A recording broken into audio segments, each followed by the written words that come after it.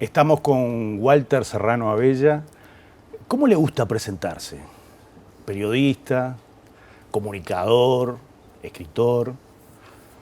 Yo soy un comunicador nomás, un comunicador del interior, me gusta decir que soy. ¿Y cuál es el misterio de la fidelidad de la gente para esa vida del programa de 50 años? ¿Sabe que la comunicación es un duende, ¿no?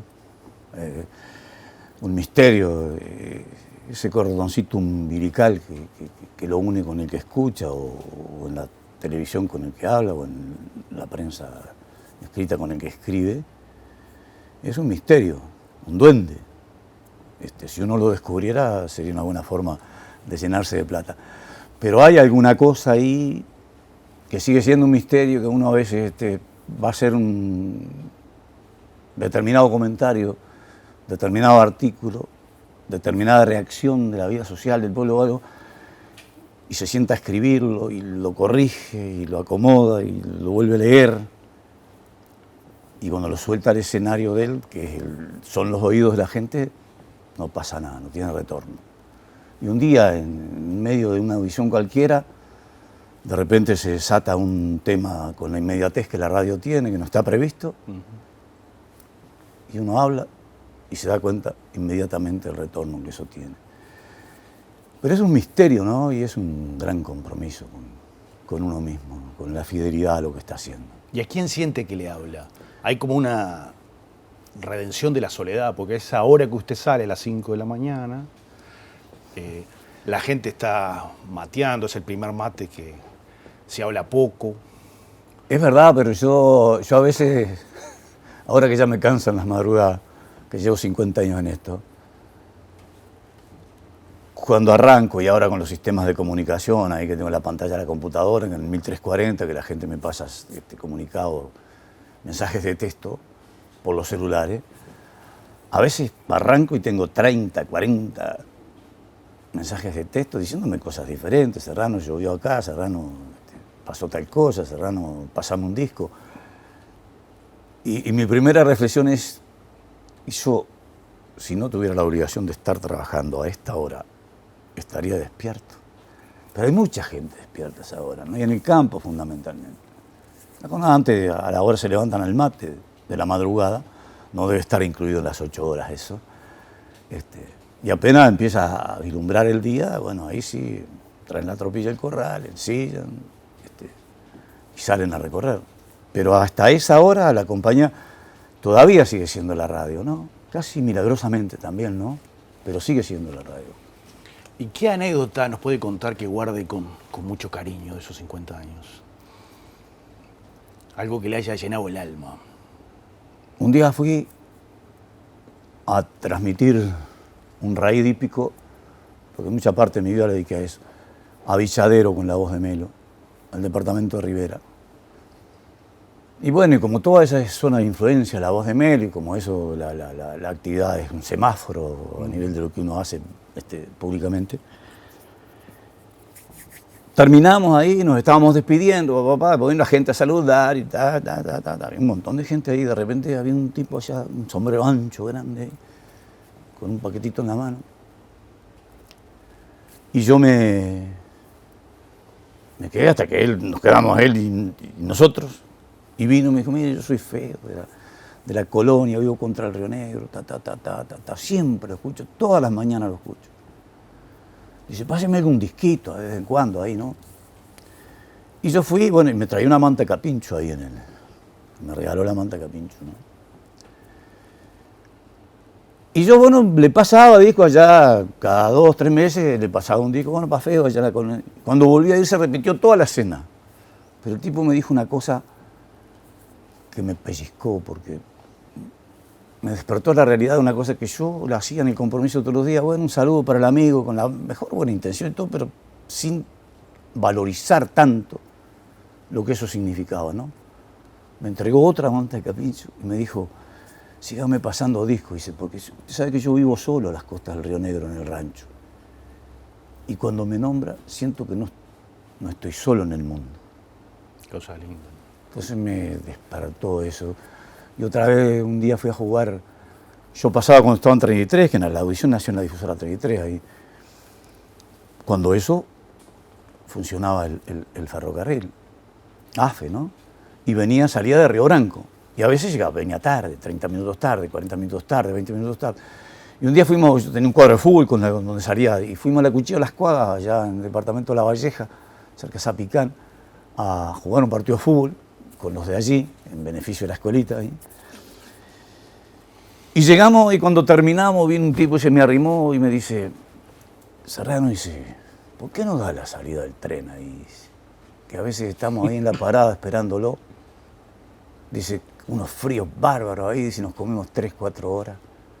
Ya me lo imaginé con las eternas valijitas de cartón, marrón en la parada, con la helada, y sentí la responsabilidad mía, ¿no? Después siempre lo daba, llamaba, eran dos números, 89, era el teléfono de AFE. Llamaba, digo, yo les decía, bueno, mire, el patafierro viene atrasado. Digo, pero también yo sentí que las mejores señales de comunicación no me la dieron los interiores de la radio, ni la vida donde anidan realmente los periodistas, los comunicadores. Yo sentí que estaba para afuera la cosa, siempre me preocupó cantidad eso, siempre anduve alrededor y participando con la gente de esas cosas. De recibir, ahora es mucho más fácil recibir, ¿no? Ahora es muchísimo más fácil. Tiene Twitter, de hecho. Claro. Un día fui a inaugurar un monumento que hicieron al peón ahí en San José, me había invitado que fuera yo, que el tipo que lo diseñó quería que fuera yo. Salí lloviendo, eran 500 kilómetros. Bajé, al otro día seguía lloviendo, y bueno, fui a lo que dice, no, se va a suspender, se renovó, me voy entonces. Y de la radio San José que estaban enfrente, me invitaron, y empecé a hablar ahí, y vi cómo llamaban con los mensajes de texto, porque a mí yo no había llegado a aquello todavía. Y cuando me lo planteé, digo, ¿y ustedes cómo hacen? Dice, no, ponemos en cola tanda ahí, llama el 099.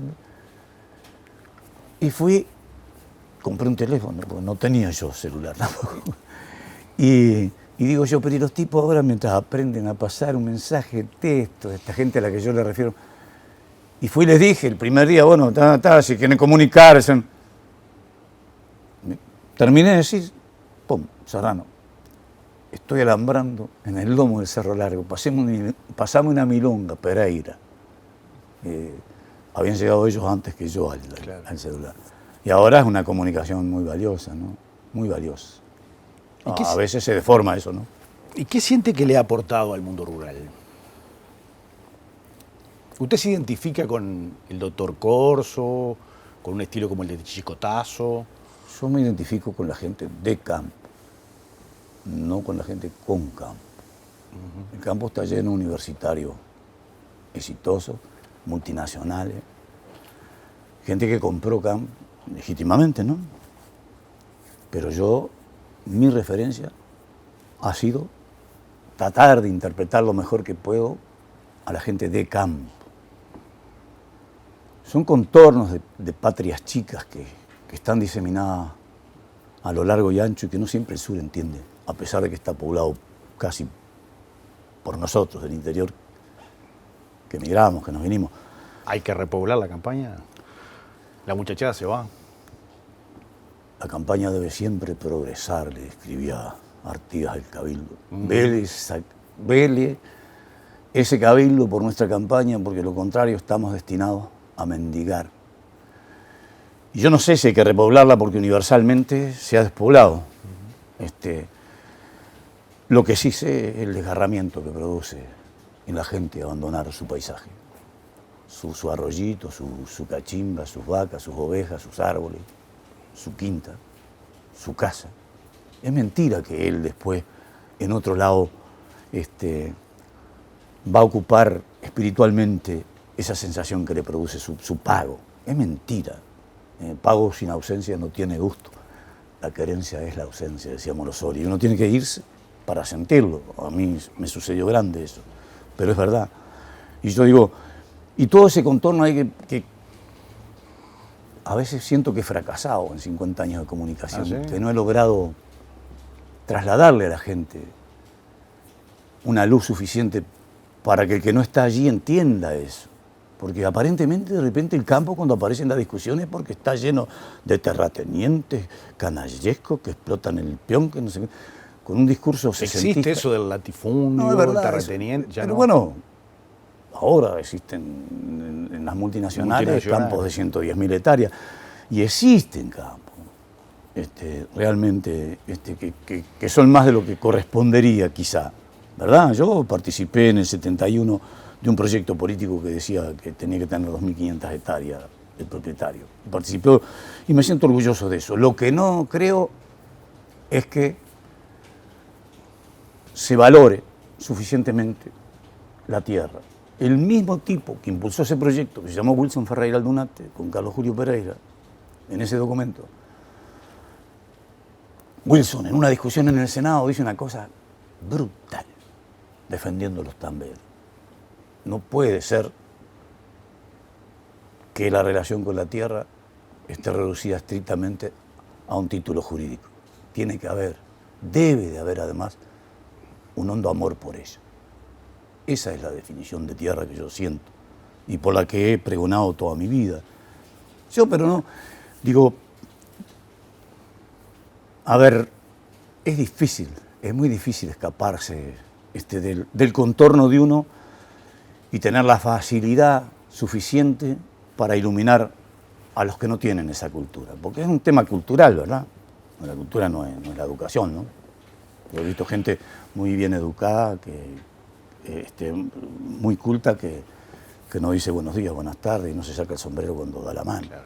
Son dos cosas diferentes. ¿Usted se define artiguista, federal? Sí. ¿Tiene una interpretación blanca de la historia? Blanco, artiguista y federal. ¿Y le han ofrecido ser candidato varias alguna veces? Varias veces. Pero es un mundo que no se puede compartir, el del periodismo.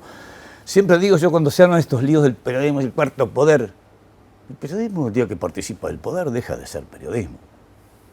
El periodismo tiene que estar lo más lejos que puede del poder.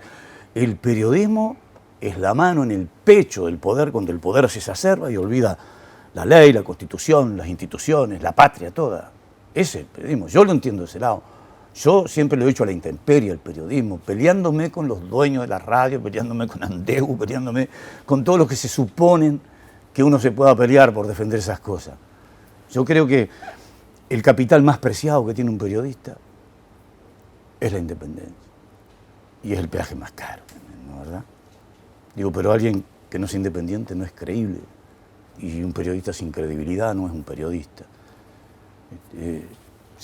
Yo tampoco aspiro a ser, pero soy un comunicador, me parece que me queda grande la palabra periodista.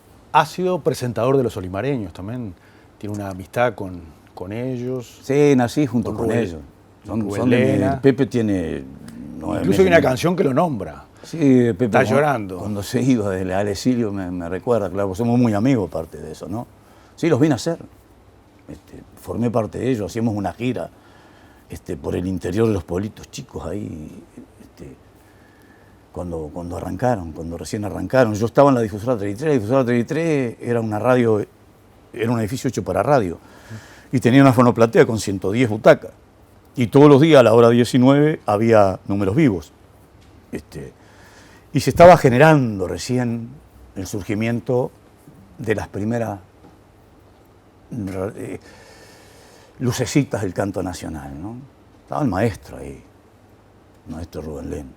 Claro. Él fue una vuelta, cuando recién se habían venido los olimareños acá,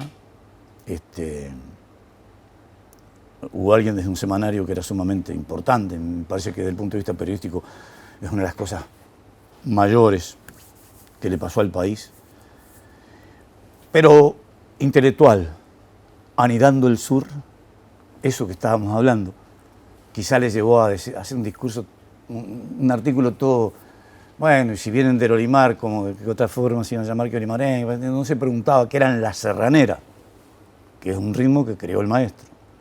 Claro. La serranera del templado, que cantó los olimareños y cantó Chalar y todo, era una respuesta a eso.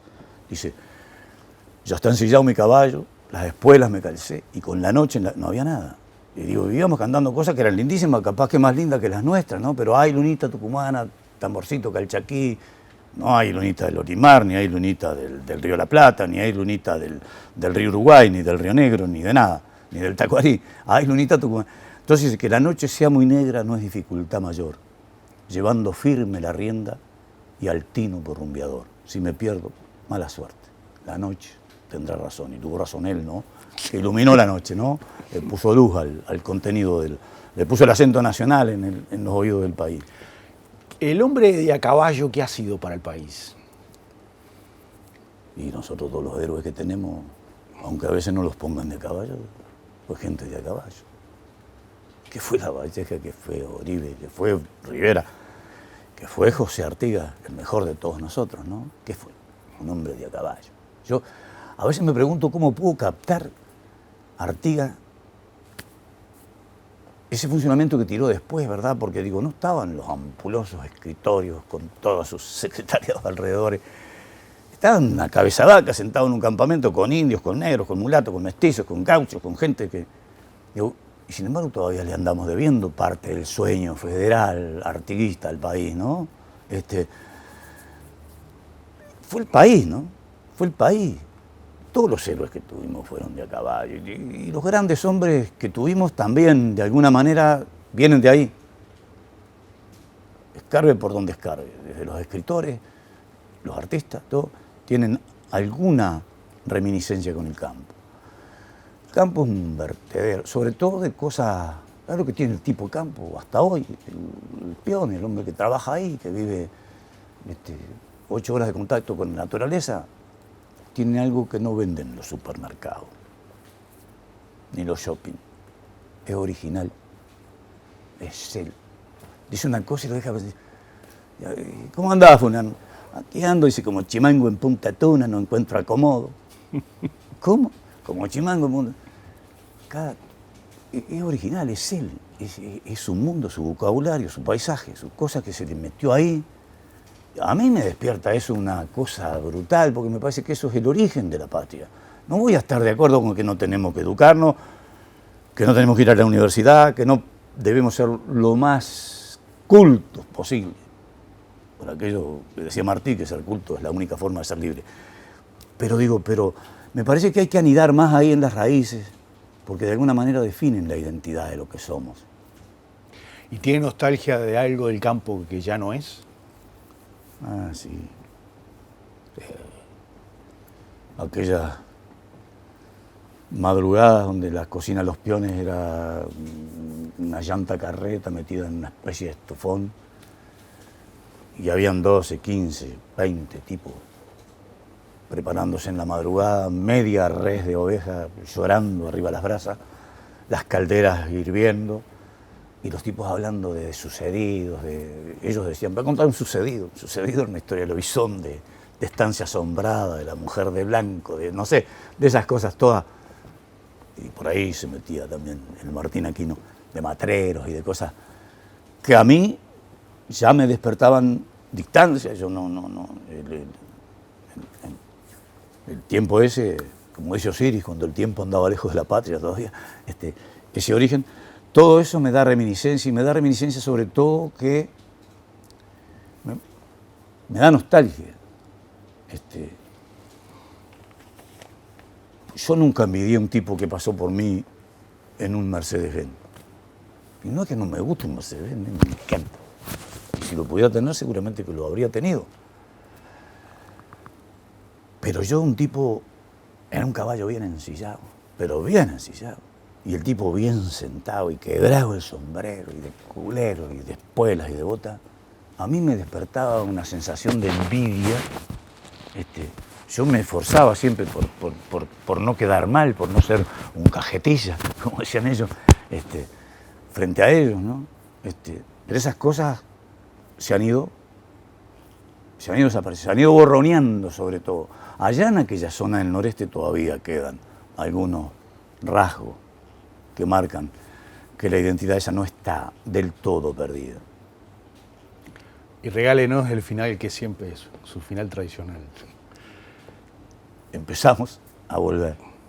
Serrano, un gusto. Bueno, muchas gracias.